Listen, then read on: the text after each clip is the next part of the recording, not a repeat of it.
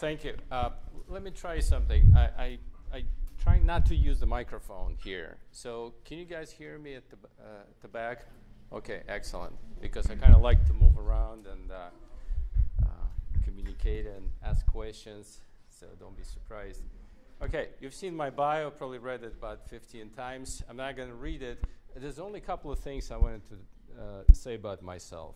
I come from the industry. I worked most of my career in the industry, but at the same time, I'm kind of trying to pursue academic interests. So I publish papers and write books, and also I'm a adjunct professor at Purdue University. So what I'm trying to do in my work is basically kind of try to use best of both worlds, trying to use things from the industry, being practical, but at the same time trying to bring a little bit of a rigor to what I do in the engineering world.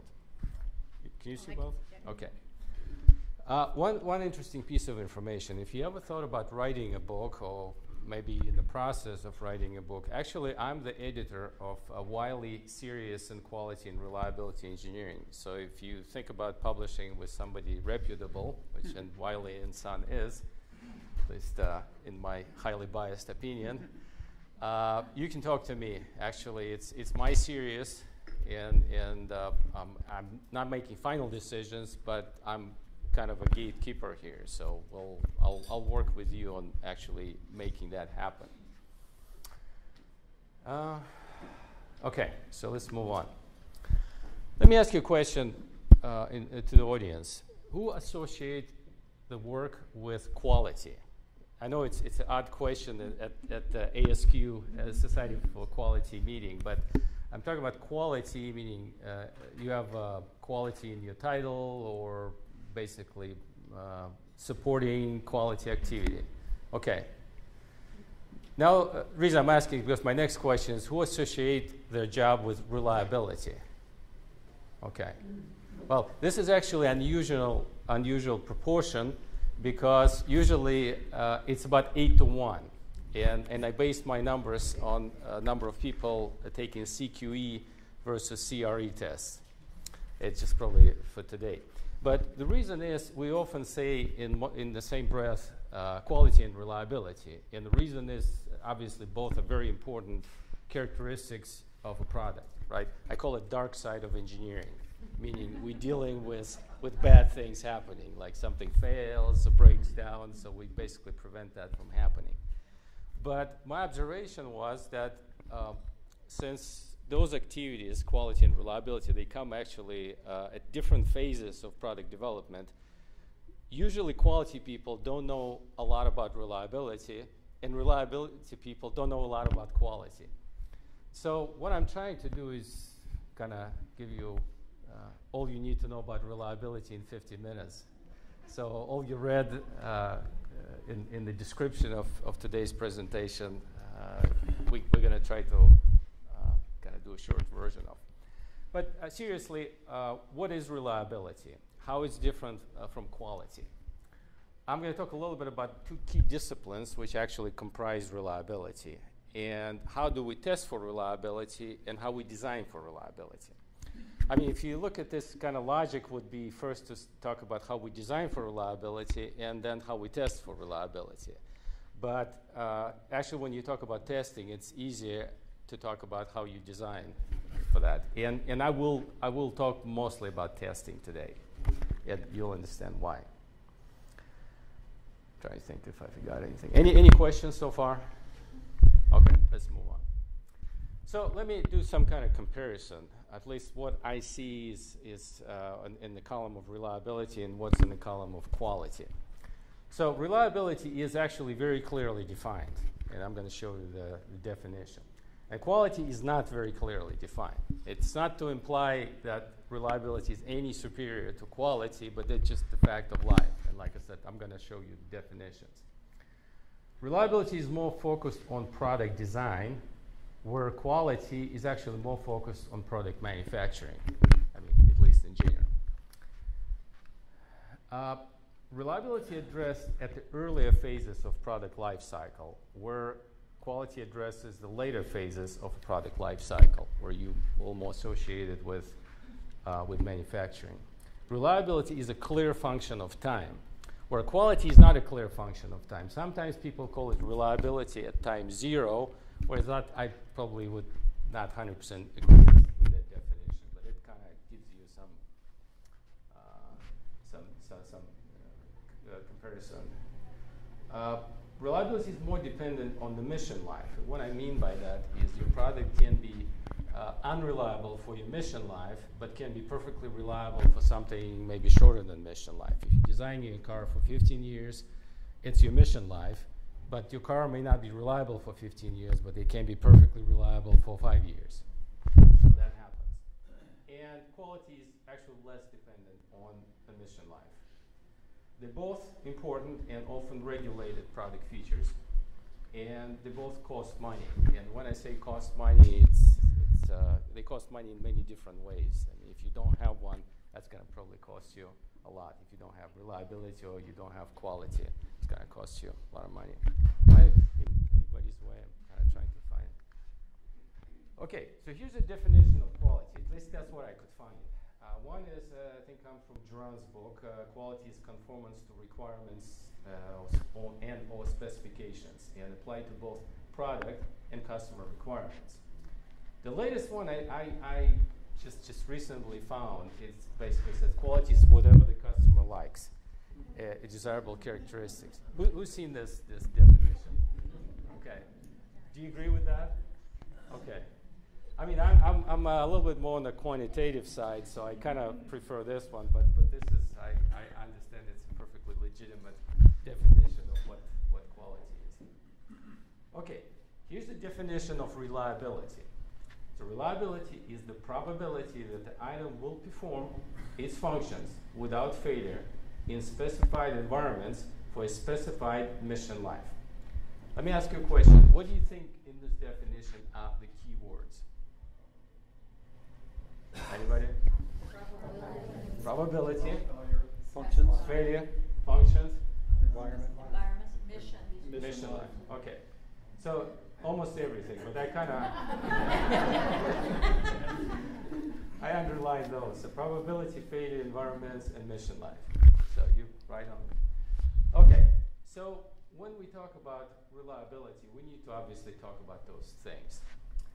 And when I said reliability actually comprised of two disciplines, here's the two disciplines I was talking about. One is called physics of failure. I'm not going to read all those bullets, but basically physics of failure, it's what it is. It's physics of failure. So how things fail. It's not like just, oh, this damn thing doesn't work. That's not good enough. It's basically, if something fails, what happened? I mean, maybe it's a fatigue. It developed a crack and fell apart. Maybe you have some kind of chemical reaction going on inside, like a dendritic growth, or maybe you put too much current and something broke down. But it's very important for reliability to understand if something failed, like I said, damn thing doesn't work, not going to cut it, what actually failed. And also, the second part of reliability discipline is, well, sometimes it's called probabilistic reliability, statistical methods. I also heard actuarial reliability. But basically, it's where we apply statistics. So if you look at those key words in reliability definition, failure, environment, mission life, probability, that's basically where they fit. So failure and environment fits better in the physics of failure. Probability, obviously, it's statistics. And mission life, kind of, I couldn't really place it very well. It's somewhere in between. So, and basically, physics of failure answer the question: okay, how things fail. I mean, how the failure occurred, what actually happened from the physics standpoint, the materials standpoint. When here, and it addresses actually individual. Something failed, so we go and trying to identify it individually. Where the second half is actually treats the whole population. It's the statistics. So we're not talking about individual items, we're talking about the population. So it answers the question, okay, how much, how many, how long, so how many samples do we need to test? It also identifies reliability as a function of time, which is extremely important. Okay. So, and that's, like I said, that's going to be a main focus of today's presentation.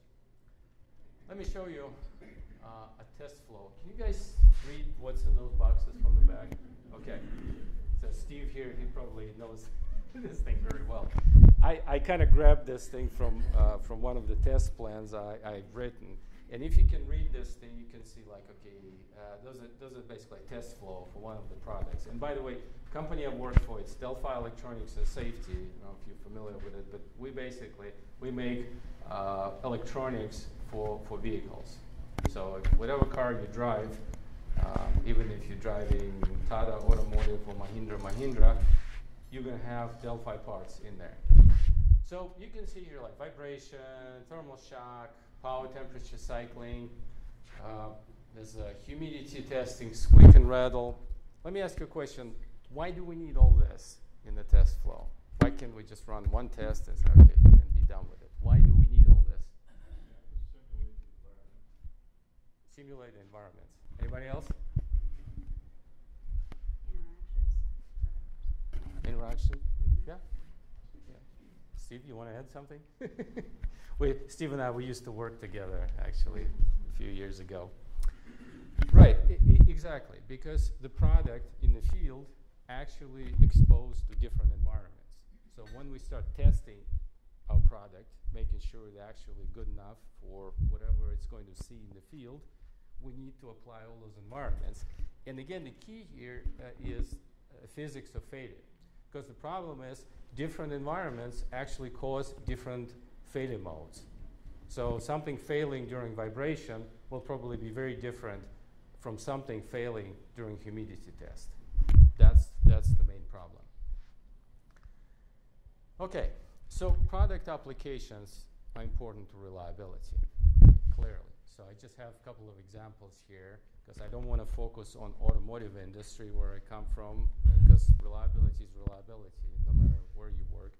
So different environments, yeah, we may have a military equipment, oil rig, biomedical devices, and offshore wind turbine. Usually when you see those pictures of wind turbines, it's really peaceful. We have those turbines. But actually this is pretty real.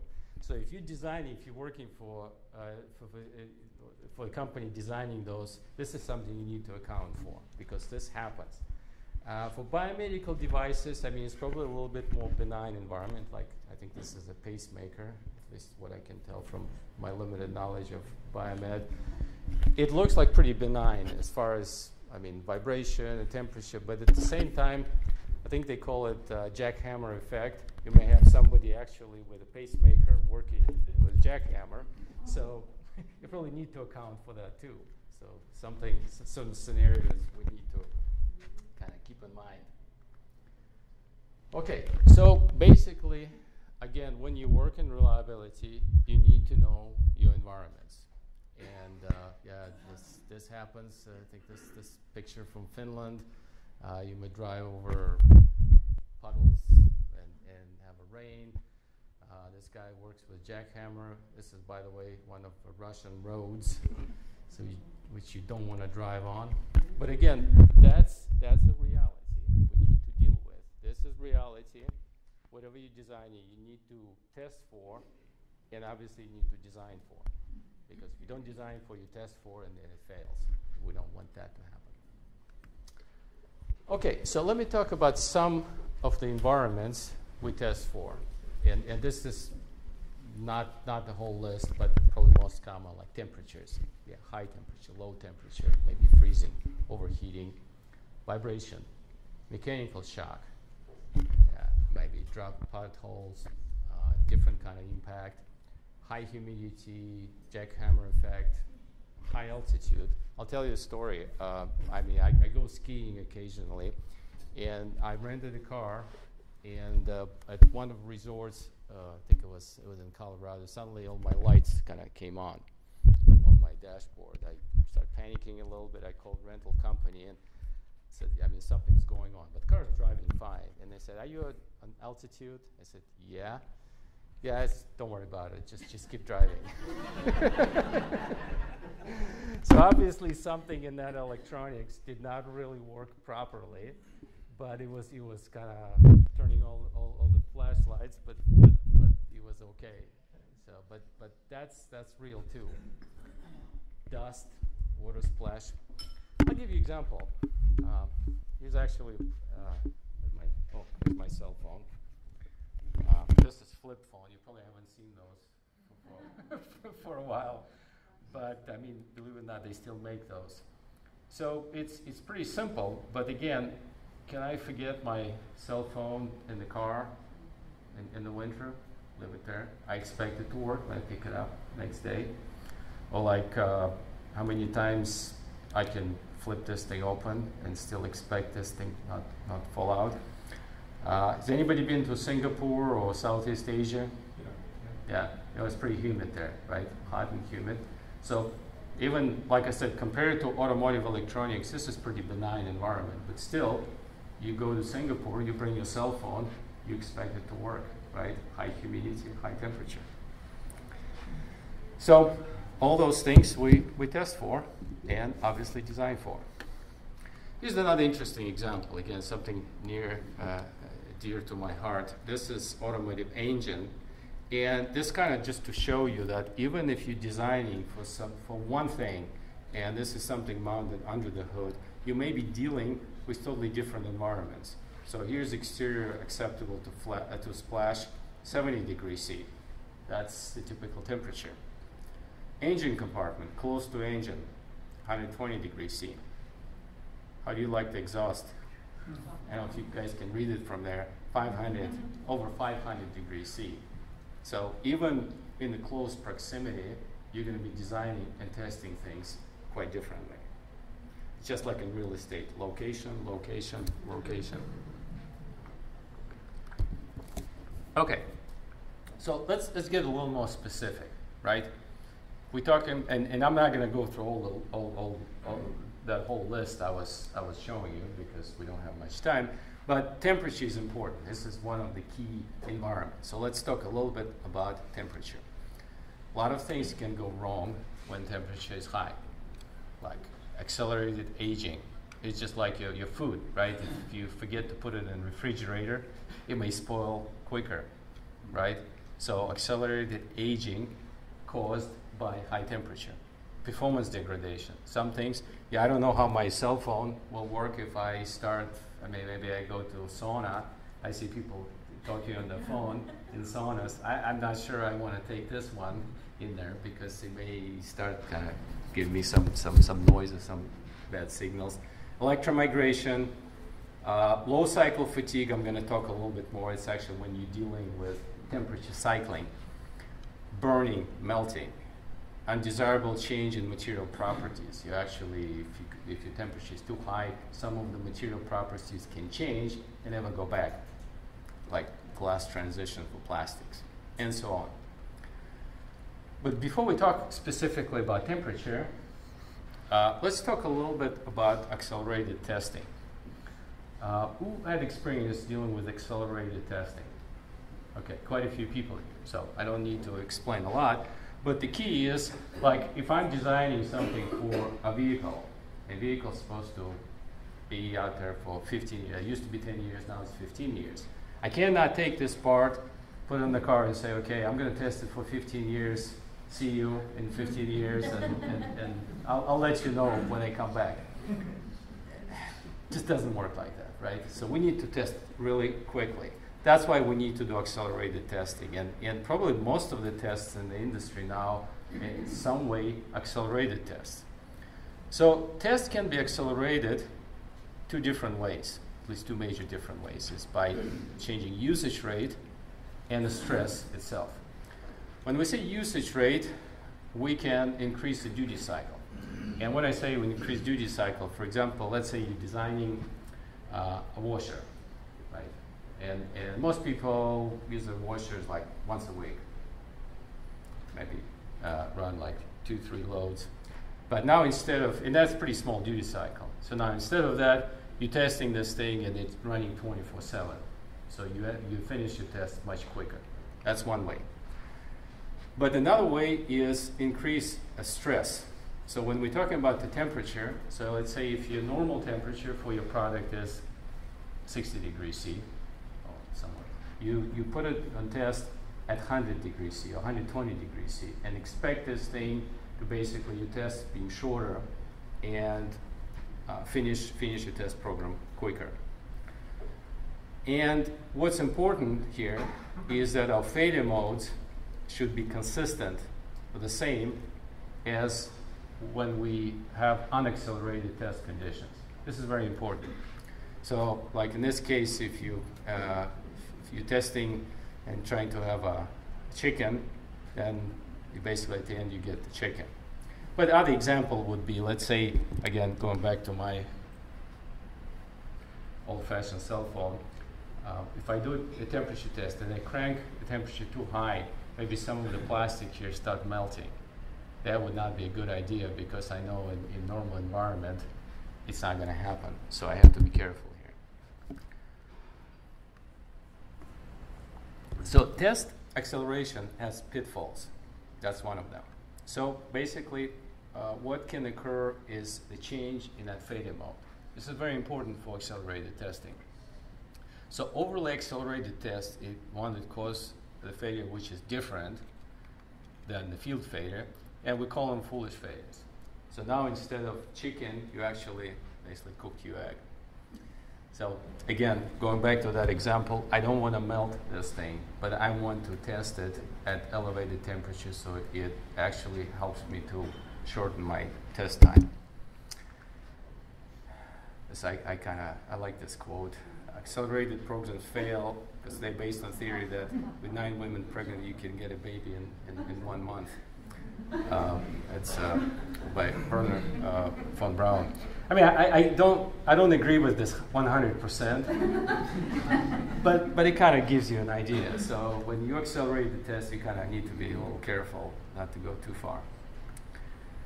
So when we develop test plans, there's certain things we need to understand. It's not like, okay, I'm cranking up that temperature, and now instead of, I don't know, 1 year, I'm going to test everything in 3 hours.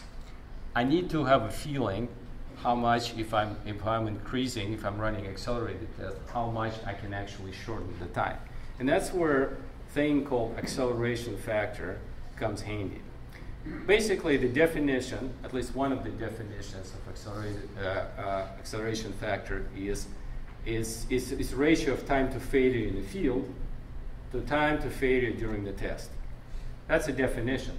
But that definition is not very clear because it also asks you, okay, what is time to failure in the field? Because you have a population, right? Was it time to first failure in the whole population? Is it like an average time to failure? So it needs to be defined. So one of the probably more commonly used definitions of acceleration factor is it's a ratio of life in the field to equivalent test time. Again, it needs some more clarification. What is time in the field? But at least it's a little bit a little more clear. Let me give you an example.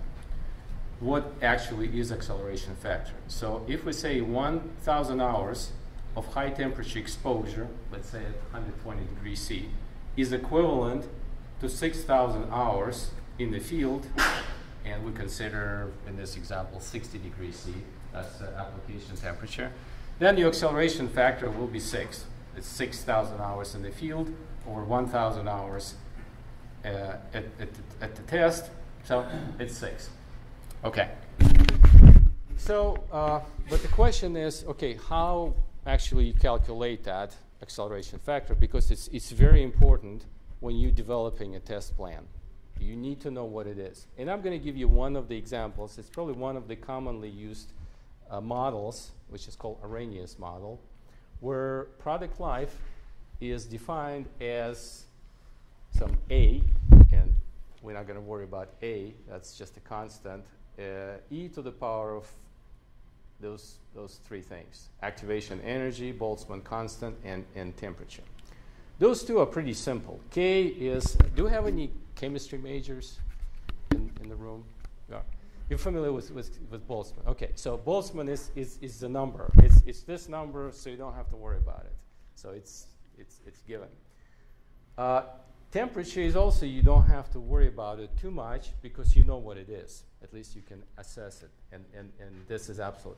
But activation energy is a little more trickier. Reason I ask about chemistry majors, because I'm not one of them, so I have a pretty primitive definition of what this activation energy is. It's basically kind of barrier you need to overcome to start chemical reaction. Is that pretty close enough? Close for a mechanical engineer, right? So basically, and I told you not to worry about A, because when we started calculating acceleration factor due to the temperature, we actually lose this A because we define one life over another life, and A basically gets canceled. So here's one of the models, and it's actually pretty commonly used. But just to give you an idea how this model is sensitive to this value of activation energy, which we still struggling to define very well. This is for if activation energy is 0.6 electron volts, which is a fairly common number. You can see from here, this is log scale. So basically going from 20 to 40 degrees C, you almost actually shorten your life by one order of magnitude. So this is kind of gives you an idea how sensitive this model to, because it's a power model. And this activation energy is highly dependent on failure mode, which actually takes us back to this physics of failure thing, because that's where you need to understand what fails to basically define that activation energy. So I'll just give you two examples. This is 0.7 metal corrosion and 0.4 dielectric breakdown. This is a list, this is a table. Like I said, this is just to give you an example. And the difference is huge between 0.4 and 0.7. Just take, if you don't take my word, just run the math, you'll see it's a huge difference. So, and obviously, let me go back for a second. The higher acceleration factor is better for the test plan, meaning that the higher number of will give you shorter test time. That's why sometimes you'll see suppliers struggling with the customers.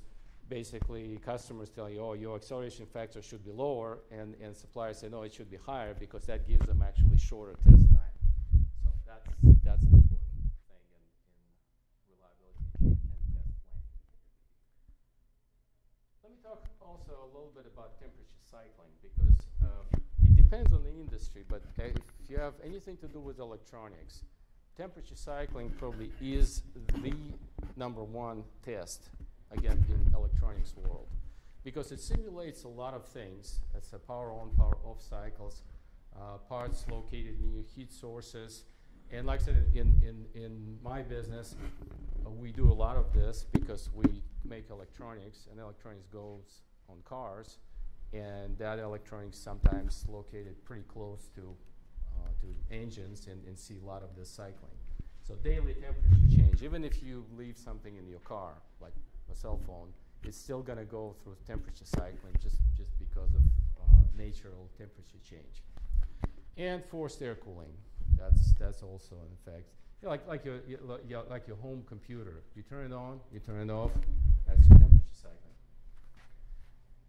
I'm not going to go into the math, but here's interesting physics, again, going back to physics of failure, how actually damaging temperature cycling is. Let's imagine we have something made of 3 different materials. Material 1, material 2, material 3. And we know everything made of different materials, like even this thing. There's a plastic, there's a metal, there's a glass. They all expand, have different coefficients of thermal expansion, meaning they expand differently. So when we heat this thing up, they expand differently. And I deliberately make it simple that 1 is basically has higher expansion than 2, and 2 greater than 3. So you get a lot of strain here.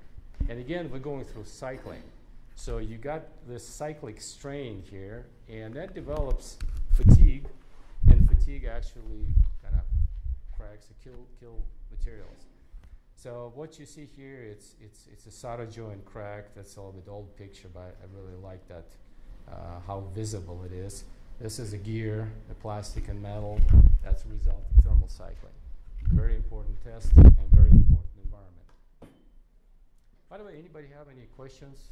Because I kind of like this interactive thing, so if someone has questions, just ask them right away. I'll pretend that I know the answer. Let's talk about vibration. Vibration is also very important environment. And even if you're not designing vehicles or something for vehicles, there's still vibration. I mean, because there's a transportation. You saw that wind turbine I was showing you at the beginning, a lot of vibration there. So vibration causes a lot of damage, and it's also important to understand what actually happens during vibration. So like in electronics, you see during vibration the circuit board bends and creates stresses on leads. And I mean, you have components sticking out, which actually can vibrate and hit resonant frequency. This is a blade of, we have some folks from Rolls-Royce here, right? Do you recognize that blade? Which I think came from Rolls-Royce engine.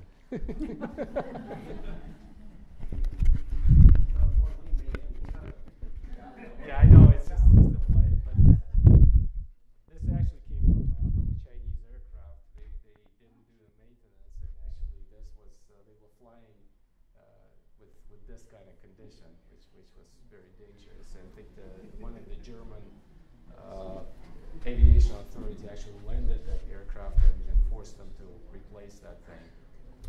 But again, vibration is a killer sometimes. I just wanted to show you this picture from our vibration lab. This is a shaker, and this thing is pretty big. I mean, you probably can see it compared to other things. This is one of the hybrid electric vehicle controllers. So this thing is pretty heavy. So that takes a lot of capital, basically, to do all those testings. You need to have that equipment. You need to have temperature chambers, shakers, and everything. But I just wanted to show you this picture. Speaking of vibration, again, it goes back to the question. Okay, I'm developing the test plan. I don't want to vibrate for 15 years. I don't want to vibrate for a year. I don't want to vibrate for a month. I just want to vibrate for several hours. And that's it. So how do I know how long I need to vibrate? We use, for that purpose, we use another model which is called SN curve. S stands for stress, and N stands for actually for number of cycles to failure. So in a log scale, here's how it looks. So we make an assumption that stress you generate during vibration actually proportional to the acceleration that you generate with the shaker or whatever equipment you're using. This is in the case of sinusoidal vibration, and anybody have experience with random vibration? Yeah, probably some people. It's more complicated, so it's beyond this 1 hour presentation, but there's also ways to do that. So the model actually is rather simple. So acceleration factor is a ratio of those stresses, or in my case, ratio of those acceleration levels to the power of B. And the B is also, again, this is a power. You probably noticed there's a lot of what's called power law. Mathematics goes into this physics of failure and test theories.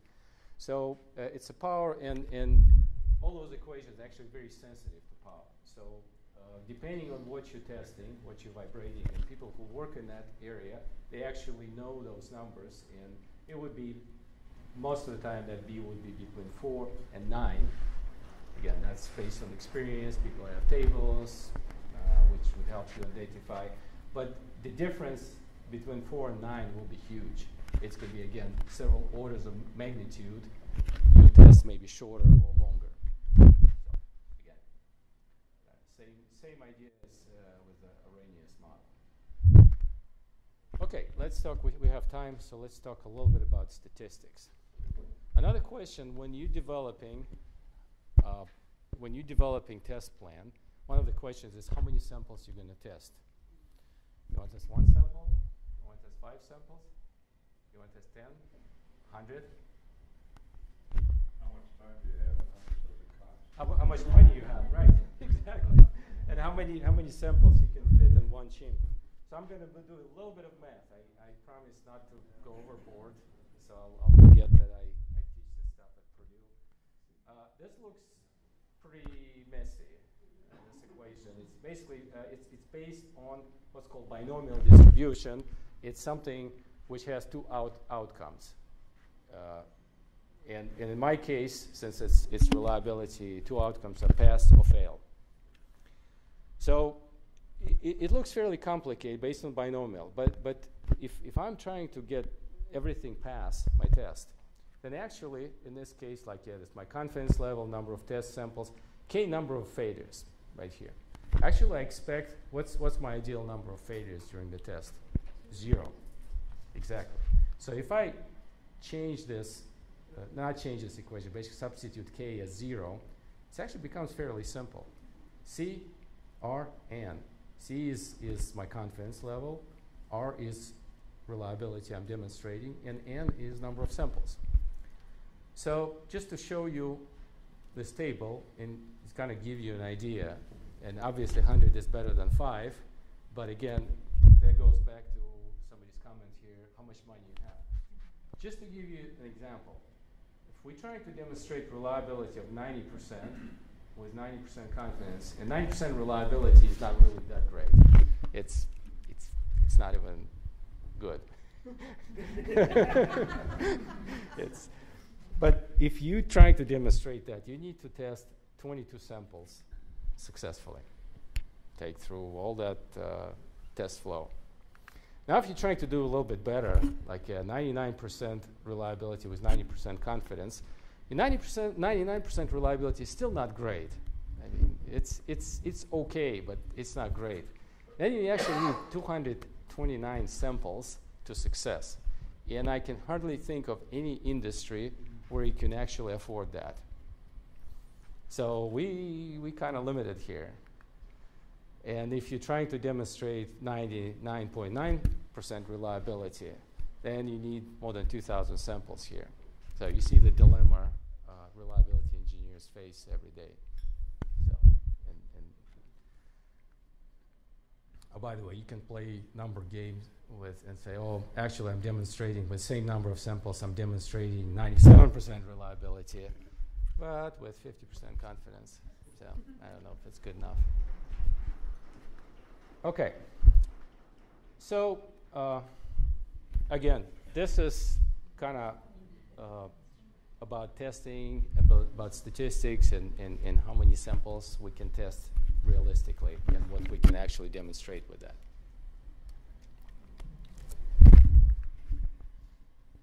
Let me show you this chart, and I'm sure you've seen something similar in one way, one form or the other, because here I'm going to talk a little bit about designing for reliability. I'm going to just have a few slides. The number, I don't know where this number came from. It's basically kind of showing the curve, demonstrating the earlier you find the problem with your design, the less it's going to cost you. And like I said, I'm sure most people are familiar with this kind of curve. And like I said, I don't know where 10x came from. So if you're moving from this phase to this phase, it's 10x more expensive. But what I was kind of curious to see, what actually makes those costs. So I did some kind of chart where showing the cost. So if you catch something in concept, during the concept phase, what it's going to cost you, the ideas, sketches, engineering time, pretty much. When you catch something at design phase, the cost goes up. So on top of that, you have design, drawings, analysis, parts, prototypes, so more cost. If you're catching something during validation, when you actually build the product and start testing it, the cost goes up. So you also have cost of testing, cost of retesting. You do failure analysis, change the design, so it costs more. But if you catch something in production, boy, that gets really ugly. Yeah, we have warranty cost, We have lost profits, recalls, and a lot of industry do recalls, not only automotive. Brand damage, everything. So obviously, I mean, the message is pretty clear. I don't think anybody's going to argue with that. The earlier you actually catch things, the better. And that's where the concept of design for reliability comes handy, because the idea is, if you go back like 20, 30 years, the idea of design was, okay, let's design something, let's test it, find what's wrong with this thing, and go and change that and retest it. It was called test, analyze, fix. Right now, nobody can afford that anymore. So the idea of design for reliability is basically designing things right from the start. And this is actually kind of something we developed internally, which actually described very well in this book, which I happen to be one of the co-authors of, but we're not here for that. But the idea is actually develop the process to design things right. And that's, again, you may look at this flow and argue with that, and you probably would be right. But again, we needed to put something together, some process where we can apply the right tools at the right time and trying to do the best we can with resources we have to design things right and minimize that time of testing, retesting, redesigning, reanalyzing. So the phases I identify, and some of the tools here like QFD, quality function deployment, which I'm sure a lot of people are familiar with, benchmarking, understanding of customer requirements. When you're getting into design phase, obviously you start using FMEA, DFMEA, FEMA, whatever you like to call it. Lessons learned, probabilistic design, analysis. And when you get to the analyze phase, and that's where you get really a lot of benefits from using analytical tools, and I just mentioned one of them, finite element analysis, a great tool, so you can do a lot of things up front before actually building, do a lot of analysis. But you still need to build things and do verification and then validation, and kind of we have like several different iterations here, because I mean, if you can go just one take and go through this and be done and build this thing, you're very lucky. Fortunately, you're still going to have to go through a couple of turns of iterations. But again, the idea of design for reliability is minimize that activity, which is called test, analyze, and fix, which costs a lot of money. And like I said, everybody, I can't think of any industry, maybe Apple have too much cash now, but everybody else is kind of trying to cut cost. One thing, interesting question I ask people, when we design something, who we design, I mean, as far as the usage, who we design this thing for? And I'll give you an example. Like if I'm designing a car, like I drive about 40 miles a day. Someone else drives, I mean, probably live around the corner, but someone sells pizza, and they drive a lot of miles every day. So who we design the product for? For average user, heavy user, extreme user? Any ideas? What would you recommend? How much do you want to pay?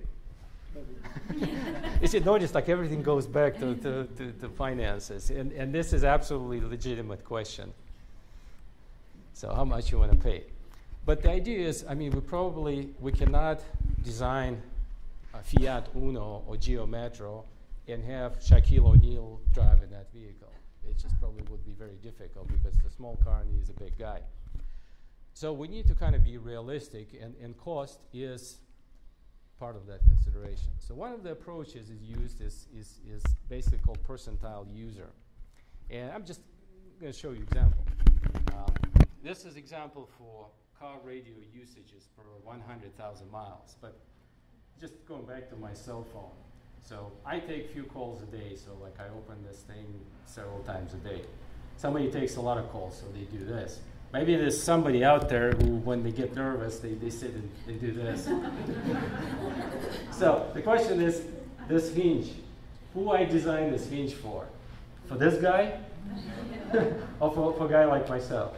So that's kind of, again, a question for designer, and there's some regulations or some specifications, but just to give you an example, you can look at the users and actually generate a distribution like this, where you say, okay, this is my 50th percentile user, this is my 95th, this is 99th, and just to give you an example, car radio. So how many hours you have your radio on when you're driving a car. That's just the numbers. So for the 50th percentile, and it's not quite the average because it's not symmetrical distribution, but for the median guy, say, it's a little over 3,000 hours. For 95th percentile guy, right here, that's a little over 4,000 hours for life of a vehicle. And if I want to move further to the tail of this distribution, those are the numbers. But what's important to remember when I'm saying, okay, I'm designing or testing for 95th percentile customer, it doesn't necessarily mean I'm basically other 5% are doomed. That's not really the case. But actually, that's the way I design my test plan, based on the data I have, and say, okay, based on the money I have, and I cannot give everybody a Hammer instead of Chevy. That's the decision I make. So.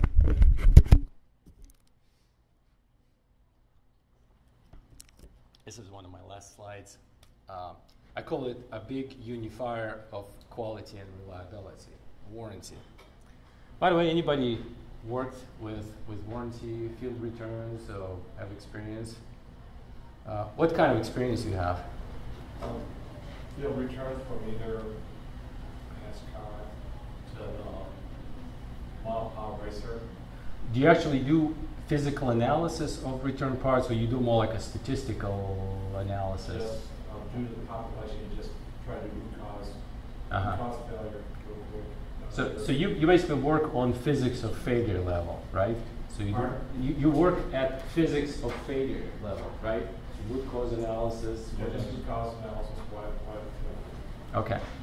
So I just put together this thing for automotive radio, because and I found automotive radio being a good example because almost everybody have one. So it's actually a pretty complicated diagram. So you see a lot of things like warranty fraud, thing called no trouble found, no fault found, when actually they bring it back and nothing wrong with it. There's a lot of software related misuse, abuse. Like little kids, they try to put coins into the slot where a CD is supposed to go. You find that. But part of that actually is quality and reliability related issues.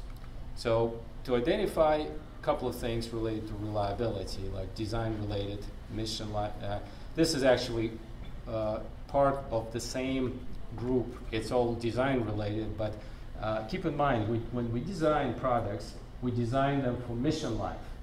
We don't design for warranty, because that would be a bad practice. So like for a vehicle, it's 15-year mission life, that's what we design for, but the warranty is 3 years or 5 years. I mean, you can buy extended. So this actually didn't make it out of warranty, and this part actually did. But we all kind of treat them as reliability issues. And there are a few quality-related issues. Manufacturing process, workmanship, quality-related. In electronics, we sometimes get defective components. So that's all quality-related. So like I said, it's you look at that pot, especially if you're working with really big volumes. In automotive, is usually a good kind of proving ground for large populations. You can find a lot of things. I can actually tell stories about warranty. I spent 5 years working in warranty, and I mean, I can tell stories endlessly because it actually something pretty funny. Okay, so actually, I think it's one of my last slides. And again, just if you interested or like want to learn a little bit more about reliability, there's a book out there which is written by engineers for engineers. And like I said, I happen to be one of those two people. And by the way, this book actually went through 5 editions, so it kind of tells you that I mean, there was a lot of interest. And there's a lot of books about reliability, and some of them are great books. I mean, obviously this one is the best. But probably 4 out of 5 books in reliability written by mathematicians. And they focus on that second part of, which is not physics of failure, but statistical methods. And I mean, like I said, a lot of great books out there, but that makes it like if they do a lot of mathematics and show me complicated models of accelerated factor, I mean, this is great, but it doesn't always help me to actually write the test plan. So this book was actually kind of written in a very simple and practical way to address reliability in everyday workplace, if you happen to deal with reliability. Okay, here's my final quote. I don't know who came up with this quote. I've seen it both with reliability and quality. Is selling products which don't come back to customers who actually do come back. Okay, questions? Sure. My testing differs from these. You want a failure rate of 0. I want a failure rate of 100%. You're talking about test of failure, right? Yeah. Sure. So we do that too. I always get these reports from the engineers saying it didn't fail, it went 20 hours. That's their conclusion. It went 20 hours without failure. That's not a conclusion, that's a result. Is that good or bad? Well, it's good. Good compared to what? That's why I like to have 100% failure. What's your question? Just a point. I'm kind of surprised at Pete. You're looking for a 0 failure. I'm always looking for 100%.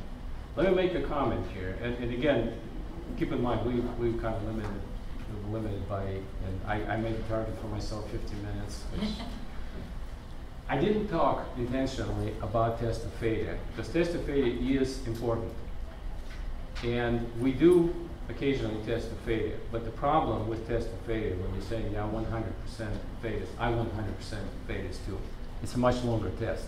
Because I cannot, if I'm testing, in this case, what I was showing you mathematics for, this is test for 1 mission life. Whatever I define as a mission life, it's my 15 years. If it's 500 temperature cycles, I define it as mission life. I'm testing that to 1 mission life. Everything passes, I'm done, I'm good. When I'm doing the test, where I do, actually my target is to fail the product and see what failed and look at design margins and everything, I'm going to have to test probably 3 times as long to basically get some useful information. If I can afford that, I do. And that goes back to your comment about cost. But in many industries, we're actually limited. We have a pretty short development cycle, and we need to finish tests sooner. So test to what we call success testing is alternative. It's not a great alternative, I agree with you, but that's sometimes what you have to do. Did I answer your question? Oh, yeah. Okay. Any other questions? A quick question. Sorry, I forgot about using this, if that was your question. This was for recording. Reliability. I used to be in the computer and some of these hard drives would have MTBFs. Anytime before failures of like 250,000 hours or 500,000 hours. And I also dealt with some of the warranties on these drives. Those, and I never looked at the details of how they calculate that. I'm assuming they're in pretty perfect conditions and all that, because my experience is those are wildly optimistic estimates of the mean time before failure for those drives. Because 100,000 hours is about 11 years, right? So 250,000 hours, that's like 26, 27 years mean time before failure. But these drives, like probably a quarter of them fail within like 5-6 years or something. So it just seems like. Do you have any thoughts on how are some of these numbers like optimistic, or people interpreting them wrong, or? Yeah, all the thoughts in this book. but this is actually very interesting question, because when you talk about MTBF, mean time between failures, if you go on LinkedIn, there's a group which I'm a proud member of, which is called No MTBF. The reason is MTBF is a very confusing term. And like you were saying, we have MTBF, mean time between failures, equal to like years. So a high number, very high number. But actually, it's not a high number. I give you an example. Because MTBF assumes what's called exponential distribution. My vehicle is designed for 15 years. If my MTBF is 15 years, this is not great. It's a disaster. It's a disaster because that means within mission life, 63.2% of my population will fail if my MTBF is equal to one mission life. It's just the way mathematics works. That's why some of us get together and say, no MTBF. MTBF is very confusing. So it's the right tail? Are you talking about the right tail on the No, you see, here's a misconception of MTBF. We say MTBF, mean time between failure, and we interpret that, okay, here's my population of hard drives. And between this one and the next failing in that population will be 15 years. No, no, no. It's for individual. So between failure of this particular hard drive and next one, the average is 15 years. But I have a bunch of them. So that means that, if my distribution was symmetrical, my MTBF meaning 50% confidence. So your MTBF should be way higher than your mission life. And it's like, I had a conversation with folks from GE, and they were not very informed about MTBF. And I said, okay, my MTBF is 1,000 years. And they thought I'm crazy and said, like, give us somebody who knows what they're talking about. But the thing is, to achieve high reliability, like 99% something, your MTBF should be really, really high number. It's just the way mathematics work. Like I said, I can go and write equations, but we can have offline conversation, but that's the way it's supposed to be. John? I was going to just ask, were you getting a large fraction of the population back, or just the ones that failed? This was when I was young and foolish, so it seemed like we're getting a lot of drives back. And so, looking in hindsight, I think it was a misinterpretation of MTBF, but I think it was also that MTBF testing was under perfect conditions, right? It was not in like the case that was hot, or some of the fans failed, or there's dust everywhere, or whatever. I suspect some of those the testing was done under fairly perfect conditions. That's a possibility. Right. Yeah. That probably rarely exists in the real world. Yeah, that's why we were looking at those test flows and say, okay, my test condition better represents what this thing is going to see in the field. I was just thinking that one of the problems I've had with management is explaining to them that mean is not the same as 50% confidence.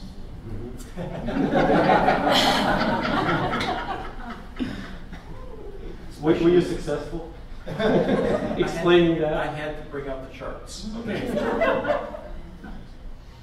But I've had that occur on several cases where we just have a few failures and explain what's 90% confidence. Why are you using this number? Why aren't you using the mean? It's entirely much better number.